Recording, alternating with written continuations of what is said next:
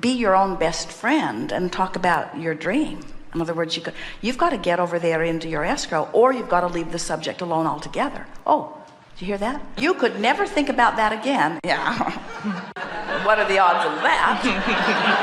You could never think of that again, and everything that you want would come to you and relatively quickly. And it's only the fact that you do think it all the time, and you're thinking about it as it is rather than as you want it to be. So you got to tell a new story.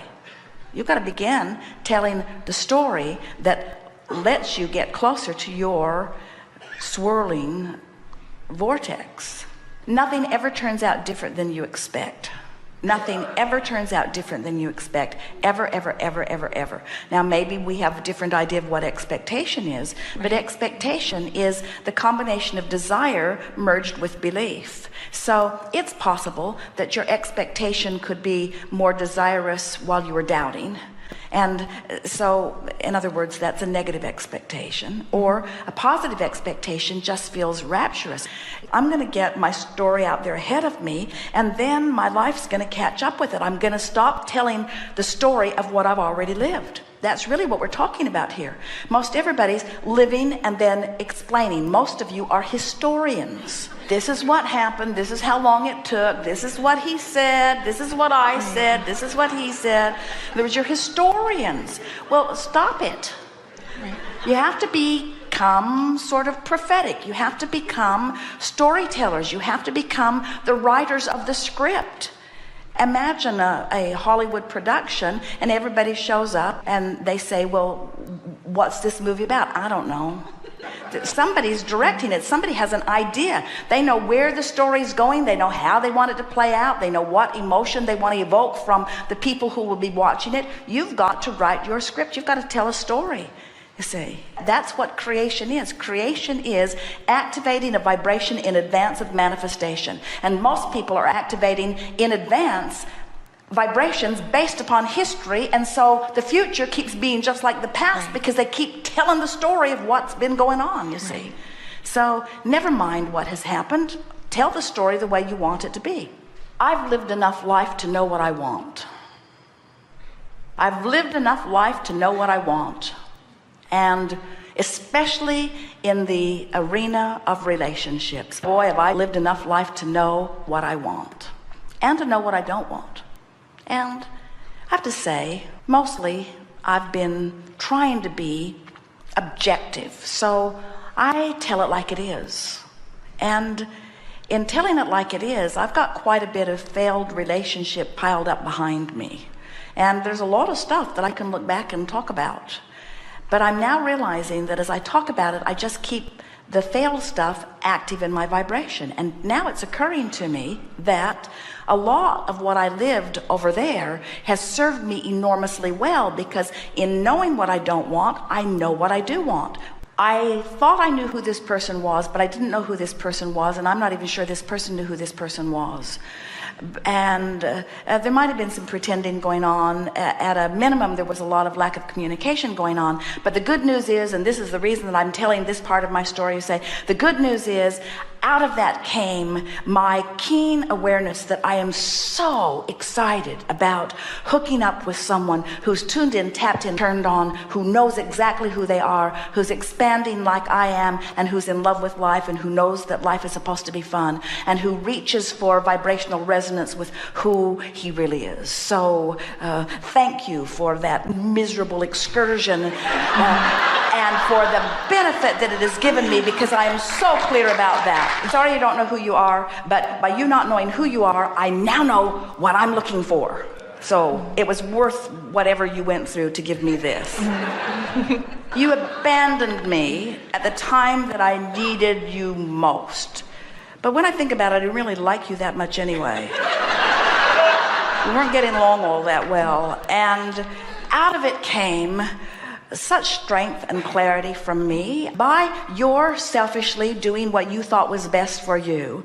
Instead of shining your spotlight of interest completely on me, you did what you thought was best for you, and in the long run it turned out that it was what was best for me, because from it I found greater strength and clarity and independence. And I also put into my vibrational escrow someone who wants to be with me. The relationship that I'm in the process of bringing to me, that's brewing over there, will be someone who wants to be with me as much as I want to be with him. And I'm exhilarated about what's coming forward, and I've got you to thank for that. And when something causes you to go there, take the hit of it, but then remember what rockets of desires that you launched, and then turn your undivided attention to that and tell that story. So that then the story that you begin to tell, the story of relationship that you begin to tell, goes like, I've lived so much, and so much has come from what I've lived, and I can feel that my vibrational escrow is brewing a very big way, and I know that I am now nearly ready to allow that relationship to come to me. And I think the reason that the relationship hasn't come to me, because I know I've lived enough that I've really created something wonderful, and I know that I'm often positive in my thought about it. And this is the thing that's been baffling me. I know I've been more positive than I have been negative, so why isn't it coming? And then I realize that the reason that it has not come, the reason that I have not let it in, is because I've lived so much that I so want this to be really good, and I have this little thing stuck in my vibrational craw that goes like, but what if I get duped again? What if I think this is the real one and it turns out not to be, and then it ends up not being what I'm really wanting? And now I'm beginning to understand that that cannot possibly happen to me, because of all that I've lived. I've created this wonderful vibrational escrow. I've come too far. I know too much. That cannot happen to me again. But that does explain why I have not been letting it come. I haven't been letting it come because that's the drum that I beat the most often. I don't want to fail again. I don't want it to be bad again. So the new story that you tell is, it's not possible for it to happen like that with me again, because now I know what's in my escrow. And every day, all day, I put more stuff in it, but I'm writing the list of what's in my escrow relative to this relationship. And here it is, and speak it often. Here it is. Someone who's in love with life, someone who's exhilarated about the day as I am, someone who wakes up every morning eager to have opportunities to expand still further, someone who is aware of his emotional guidance system and who tends to his own vibrational gap. As you tell that story, it is our promise to you that your escrow is ripe enough that with that story you'll move right in there. Very short time, you'll know. And when you meet this person, you will not have this feeling of, I'm wondering if you are the one. You will have this knowing you are the one. You will move forward so fast into this person's experience, and this person will move so fast into your experience, you will see no hesitation on the part of the other, and you will no hesitation on the part of yourself, because you are in his escrow as he is in yours. And when you're the only missing piece here, when you get in there, you'll hook up. Play this game with yourself. Do it when you've got a little struggle going, and use it to guide yourself back onto the roadway. And notice that the more control you have as you care about how you feel, because sometimes you can say these words and you're right back in alignment, and sometimes you can't, so give in to that. Just stop the struggle and stop the judgment, stop the self-judgment. That's really what we're asking. So what are positive momentum building statements that you could offer for yourself? What's a really base statement that you could make? Something that's right at the core of who you are. Things are always working out for me. That might be a little too advanced. You might not believe that. I'm a good person. How about this one? It is what it is. Everybody can get there. It is what it is. It is what it is. How about this? I give up.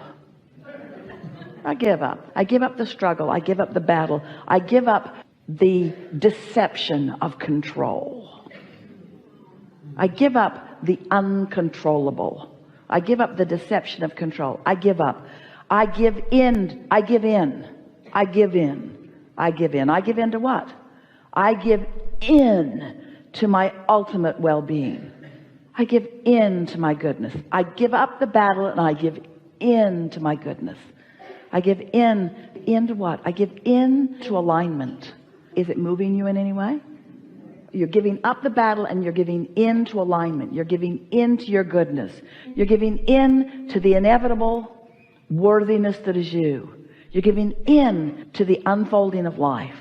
You're giving in to what you gave into when you decided to come. I'm giving in to the probability of happiness. I'm giving up the struggle. If you're giving up the struggle, what are you giving into? Can you find it? Can you find some words? Giving into relief. I'm giving into ease. I'm giving into natural. I'm giving into flow. I'm giving into goodness. I'm giving into clarity. I'm giving into the receptive moment. I'm giving into getting a good idea. I'm giving into relief. I'm giving into ease. I'm giving into fun. I'm giving into joy. I'm giving into not giving a rat's ass about what anybody else thinks about anything. I'm giving in to my alignment. I'm giving into my connection. I'm giving up the struggle. I'm giving up the battle. I'm giving into ease. I'm giving into power. I'm giving into clarity. I'm giving into a nap. I'm giving into sleep. I'm giving into rest. I'm giving into feeling good. I'm giving into happy. Stop beating up on yourself about where you are, and stop beating up on others for not understanding where you are. They're not going to get it. It's not their job. It's your job. It's just your job. It's just your job to understand where you are. It's your job to live happily ever after. So here's the deal. You're going to live ever after. You might as well decide to be happy. Happy. Happy. Happy. There's a reason that you're here. Because you like the hands in the clay. You like the deliberate intent. You like the freedom of getting to choose. You like the benefit of being out here on the leading edge where all the juice is. You like that feeling. You like that feeling of the thought turning to the thing and you getting to witness it and guide it. You like the deliberate control of the inevitable natural happiness that is the way you are, you see. Do you feel easier about life? You feel like you want to take a softer approach? You feel like you're ready to give up the control, to give in to the inevitable, to allow the well-being to be, to let the earth spin in its orbit, to let your heart pump on its own tonight? Oh, gotta set my alarm. Gotta keep that heart pumping. Gotta keep that blood flow. I gotta metabolize. Oh man, I got a long list of things I gotta do. Earth in orbit, sun coming up, water moving around the planet, seeds turning to crops. The animals have to keep propagating. Plants have to keep being. Have such responsibility. You don't, do you? The well-being is so dominant. You just have to find your place in it. And your place in it is not in struggling to maintain it. It's maintaining. Your problems will maintain your solutions. And your questions will maintain your answers. And collectively, you are all of such benefit to one another. You are eternally living. You might as well live happily ever after, yeah?